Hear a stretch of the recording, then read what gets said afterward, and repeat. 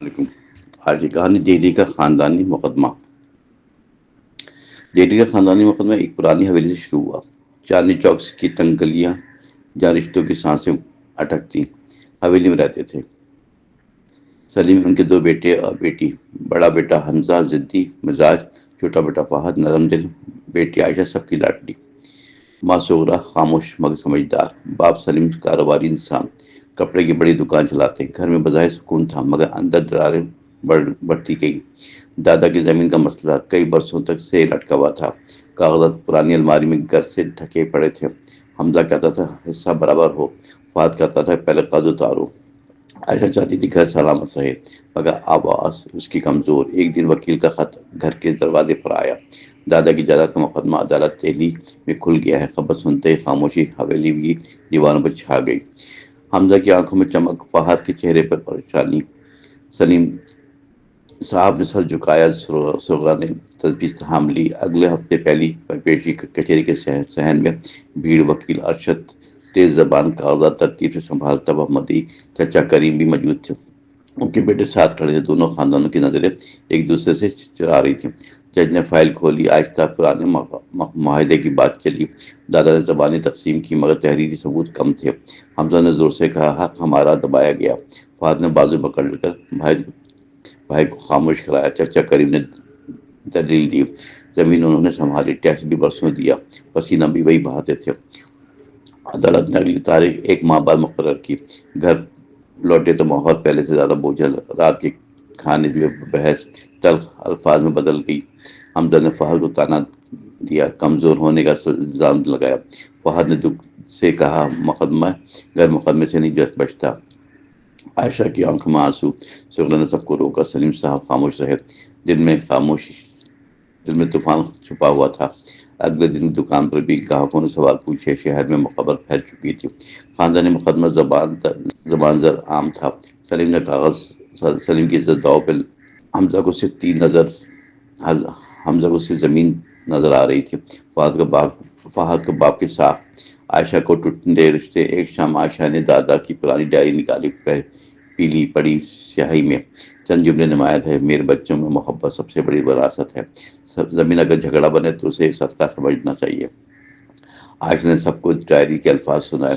کمرے میں گہری خاموشی چھا گئی۔ حمزہ نے نظر چرائی، فہد کی آنکھیں نم ہو گئی، سلیم کے لب کانپنے لگے مگر انا بھی زندہ تھی۔ دوسری پیشی کا دن، دہلی کی عدالت مصروف، وکیل ارشد نے تیاری کی ہوئی تھی، مزید گواہ پیش ہوئے۔ چچا کریم نے پرانی رسید ٹیکس ادائیگی کا دکھایا۔ جج نے دونوں فریقوں کو صلاح کا مشورہ دیا، کہا خاندان عدالت سے زیادہ اہم ہوتا ہے۔ حمزہ نے سر ہلایا، انکار میں سخت لہجہ۔ فہد نے دھیرے سے سلامی کی حمایت کی۔ سلیم تذبذب کا شکار، سغرا نے ہاتھ دبایا۔ فیصلہ مقرر ہو گیا مگر دلوں میں فیصلہ ابھی تک نہ ہو سکا۔ گھر واپس آ کر شدید بحث پھر شروع ہوئی۔ حمزہ نے عائشہ پر ڈائری کا الزام رکھا کہ وہ کمزور بنا رہی ہے۔ فہد نے بھائی کو خود غرض کہا، کھل کر بات ہاتھ پائی تک پہنچی۔ سلیم نے زور سے ڈانٹا، حویلی کی دیوار لرز گئی۔ سغرا بے ہوش سے بیٹھی۔ اگلی صبح سلیم بیمار، بلند فشار خون بڑھ گیا۔ ڈاکٹر نے آرام کا مشورہ دیا مگر مقدمہ سر پر تھا۔ عائشہ نے ہمت کر کے چچا کریم سے ملاقات کی۔ چاندنی چوک کی مسجد کے صحن میں گفتگو۔ عائشہ نے ڈائری دکھائی، دادا کے الفاظ سنائے۔ کریم کی آنکھیں بھر آئیں، انہوں نے آہ بھری، کیا کہا؟ میں نے بھی بھائی کا وہ یاد کیا مگر حمزہ کی سختی دل کو زخمی کرتی ہے۔ عائشہ نے درخواست کی، ایک بار بیٹھ کر بات کی جائے۔ چچا نے وعدہ کیا کہ کوشش کریں گے۔ تیسری پیشی سے پہلے دونوں خاندان اکٹھے بیٹھے حویلی کے بڑے کمرے میں۔ پرانا قالین بچھا ہوا، سلیم کمزور مگر موجود، کریم صاحب خاموش بیٹھے، حمزہ بازو باندھے کھڑا تھا، فہد نظر جھکائے بیٹھا تھا۔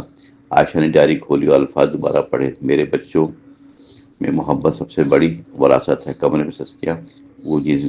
سغرا نے آنسو پوچھے۔ کریم نے دھیرے سے کہا، زمین آدھی تمہاری مان لیجیے، باقی آدھی ہم رکھیں گے مگر مقدمہ ختم کریں۔ حمزہ چونکا بولا، ہم پورا حق چاہتے ہیں۔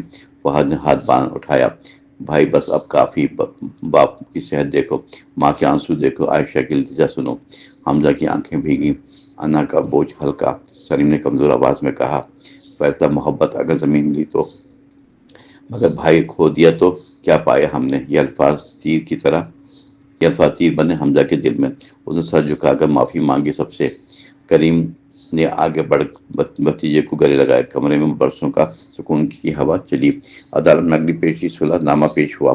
جج نے مسکرا کر کہا، خاندان کی تاریخ کی مقدمہ باعث ختم ہو کر فائل بند۔ چاندنی چوک کی گلی پھر سے روشن لگی۔ دکان پر گاہک واپس، سلیم کے ساتھ بحال، زمین سے بڑھ کر رشتہ۔ فہد نے شکر ادا کیا، عائشہ کو سب نے سراہا، شکرانہ سجدہ شکر ادا کیا خاموشی سے۔ دہلی کا خاندانی مقدمہ آخر محبت میں ختم ہوا۔ حویلی کی دیواروں نے سکھ کا سانس لیا۔